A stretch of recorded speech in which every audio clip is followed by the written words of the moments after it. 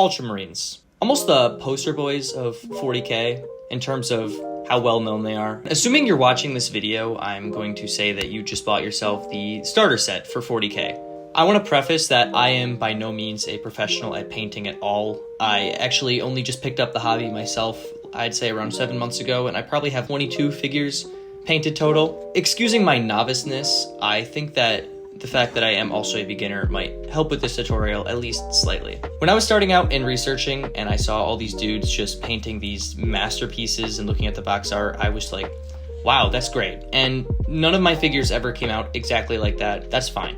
Comparison is always going to lead you to misjudging your skills and quitting. And that's not something you want to do. This tutorial, as opposed to the other ones you'll see online, is more of my painting 40K for dummies kind of video. This is because everyone starts at a completely different skill level, and that's always okay. Some people are going to be a little less inclined, and some people are a little more inclined to paint on different levels. And again, that is always fine.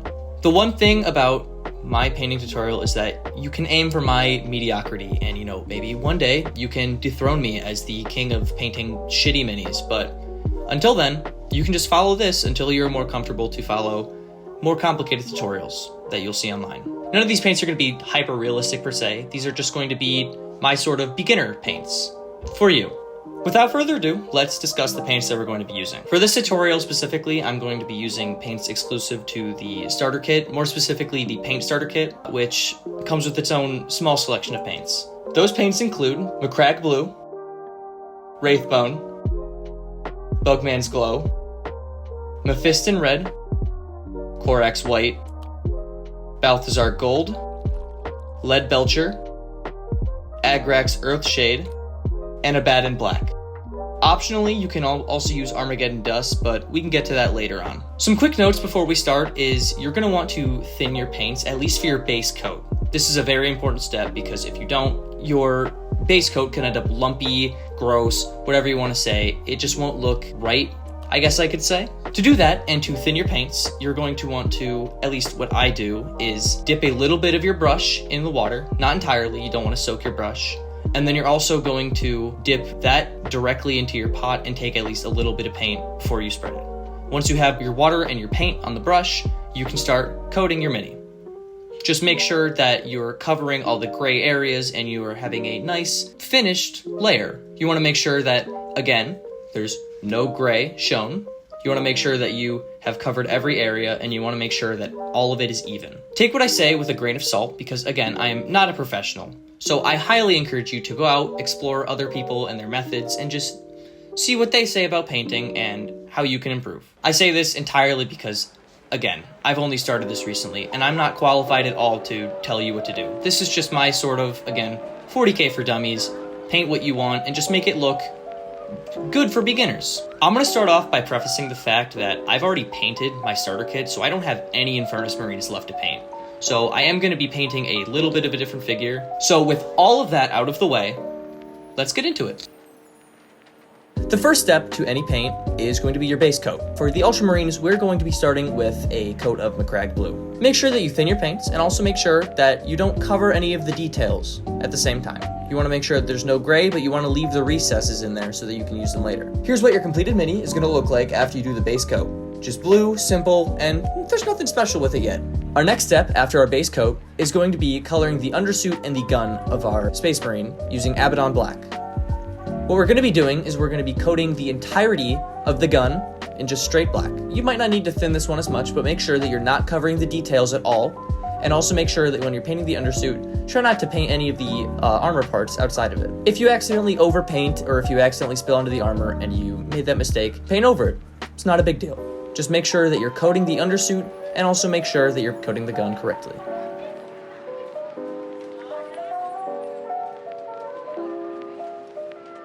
And after that step is done, your figure is going to look a little something like this. Still not done yet. We're not really focusing on any of the details. We're still just trying to apply colors all over so that we can have our base coats, I guess. I'm not good at words. Our third step in this process is going to be starting with the metallics. This is going to be one of our first steps that require a little bit of patience, but that shouldn't be anything to deter you. All that really means is that you just need to pay a little bit closer attention. We're going to start with the most detailed part of this, and that's going to be painting the chest emblem on the Space Marine. All you need to do is just make sure that when you're painting this, you don't want to paint outside of it. You got to look closely at the little feathers and at the top and the bottom of the skull, and just make sure that you don't paint anywhere else but the emblem.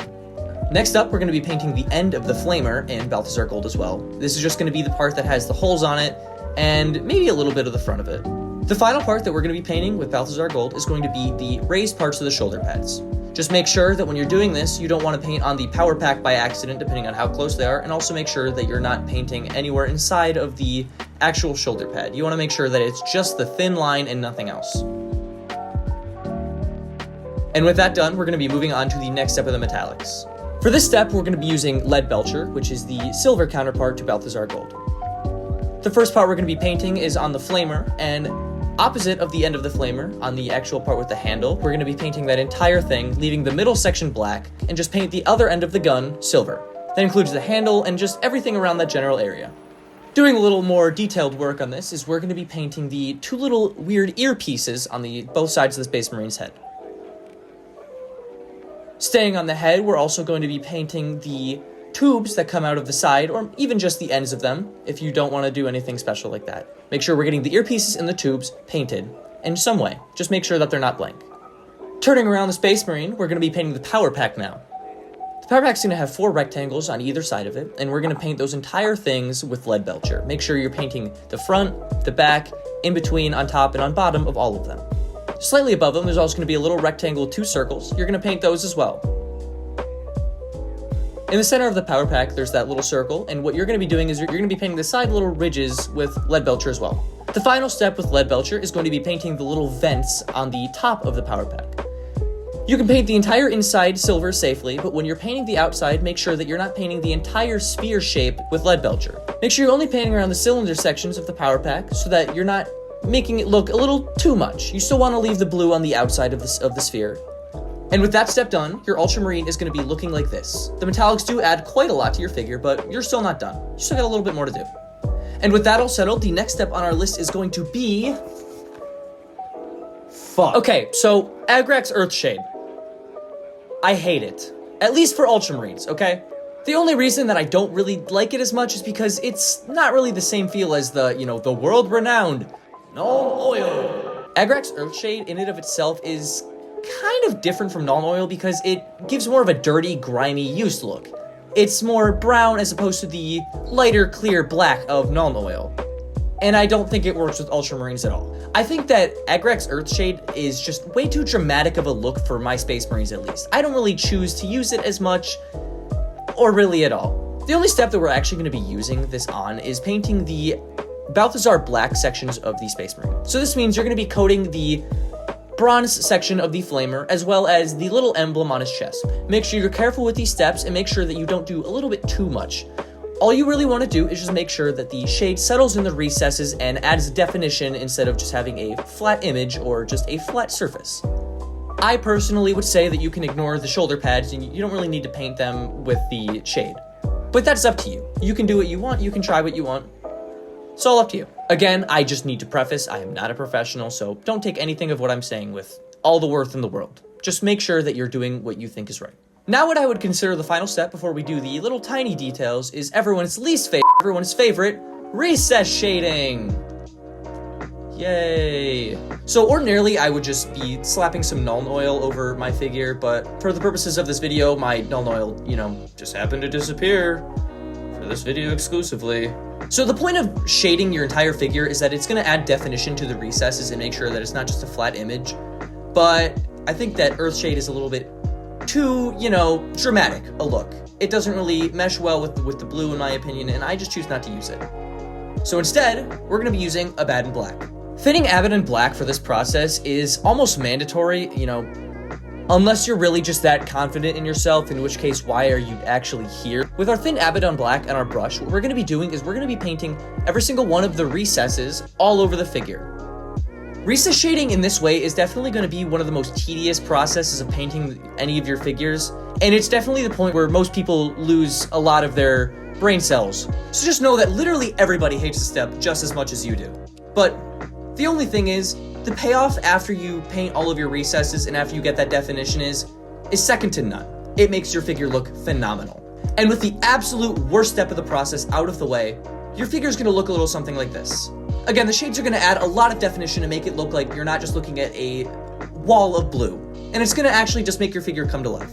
Moving on to the last step of the process, we're gonna be doing detail work. This is gonna be the most precise part of the painting process, but it's gonna take you probably like 5 minutes as opposed to spending the entire rest of your life on this corporeal plane painting, and I think that I prefer it over recess shading, if I'm being honest. Starting with the eyes on the mask, we're going to be painting with a very small brush. What we're going to be doing is we're going to use Corax White and we're going to paint a thin line in the center of the eye hole. This is going to happen on both eyes, obviously. After that, you're going to want to take a small glob of Mephiston Red and you're going to want to apply that over the Corax White. Make sure that you're painting inside the lines and that you don't accidentally go outside because this could, it could make it look a little bit messy and you don't really want that. Of course, you can go over this, but it might not look as smooth as you want, so just try to be careful the first time.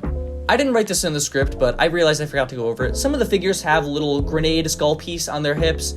When you're doing this, you can leave the base of it Corax White, you can paint the raised pieces with Lead Belcher, paint the skull with Balthazar Gold, and finally, you can paint any extra part of it with, whatever you want, I guess. Now, I know that you heard me say final step in that last part of the process, and I know that some of you are gonna ask, hey man, what happened to the edge highlights? I really wanted to do more work than I actually had to. To which my response to that statement is, no. The thing is, the only other blue that you really get with this kit is Thunderhawk Blue, which is, it's not really any kind of color you want to combine with your Macragge Blue. Especially not as an edge highlight. I tried this once with one of my Primaris Intercessors, specifically my Sergeant, and it didn't really turn out well. It just kind of gets drowned out by the Macragge Blue, which is honestly the only reason I really want to skip over this step. Plus, in my opinion, the edge highlights on Ultramarines has never really looked natural. It's always looked a bit too forced for my liking. So for that reason alone, I just kind of try to keep my Ultramarine. So for that reason, I just, I try to keep my Ultramarines without an edge highlight. Now, if you want to see some edge highlights, you should see my Black Temple. Congratulations! You painted your first Ultramarine. Now, keep in mind, no matter how it turned out, whether you're entirely happy with it or not, it's going to take you a lot of patience, practice, and a lot of discipline to just kind of get the hang of it. So, if you need to, rewatch this video, you can paint your other Ultramarines. I encourage you to keep going. And remember, there's going to be other people with other methods. Try them out and see what you like. Anyways, I hope you guys enjoyed this tutorial, and, I might make another one depending on how I'm feeling. I'm still kind of new to this, the whole video and painting thing, but I hope you enjoyed. And in the event I do, I'll see you guys in the next one. This is probably going to be the only take I'm doing on this last part. I didn't write a script for this at all. So I didn't record anything for the decal section of the paint, and I didn't intend to until I looked at the figure and I was like, well, shit, or, well, crap. I should include this. I don't think the figure looks very complete without doing anything with the decals, and I really didn't intend to write anything in the script until I looked at it. I didn't write this till after I finished the figure either. Here he is. Let's go into the decals. So these things are called transfers, and to get them out, you're gonna need your razor, which, please be careful with knives. Please, they're very sharp. But what you're gonna do is you're going to be cutting out the exact shape of the decal, and you're going to be putting it in water, and you're going to be applying that onto the decal, the shoulder, whatever, on the mini. Essentially, what you're gonna be doing, again, is make sure you also have a, cutting board under your thing, too. I need to preface again, be safe with knives, please, and razors. So what you're gonna be doing is you're going to be cutting out the decal, you're gonna be cutting it off of the transfer sheet, which looks like this, and you're going to be applying it on the shoulder pad. The way these transfers work is you're going to put them in water, make sure you have a shallow cup of water, and you're going to be putting these in water, waiting for them to slide off the sheet, and then you can just carefully, very carefully, put them on the shoulder pad of the Space Marine. On the left shoulder pad, you're going to be putting the symbol of the Ultramarines, and on the right shoulder pad, I put the up arrow, or whatever it's called, because that is what my Space Marine is. But for you guys, you're going to be doing the kind of triangle shape, I guess. I don't know, and for the numbers on the squad, you can just pick whatever number you really want. I chose 6 because that's my other Space Marines, or my other Ultramarines. I chose the number 6 for them. After you have all that squared away, you're gonna have your completed mini looking like this. This will be the final product, and essentially, this is what you achieved. I'm very proud of you.